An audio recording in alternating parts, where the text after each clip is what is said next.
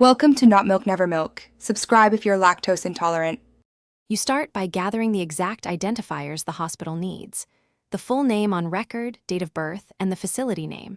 Have a government ID and proof of relationship ready because that verifies access rights. Without them, you'll hit delays.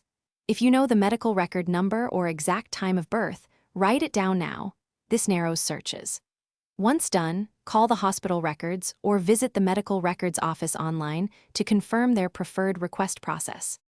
Next, follow the hospital's formal request steps.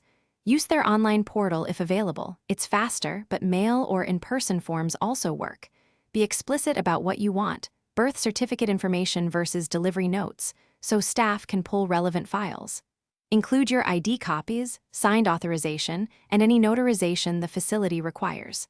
Pay fees upfront if required, and note the stated processing time. Once submitted, get a reference number or receipt so you can track the request and follow up. When records arrive, read them thoroughly. Check names, dates, and signatures to catch errors early. If records are incomplete or you haven't received them by the promised date, use your reference number to contact the medical records supervisor and politely escalate the request. If you find mistakes, file a formal correction or amendment request with the hospital. You may need supporting documents. One troubleshooting tip: if access is denied for privacy reasons, ask what specific consent or court order would meet their requirement and pursue that next. Thanks for watching. If this was helpful, leave a like and consider subscribing. See you next time.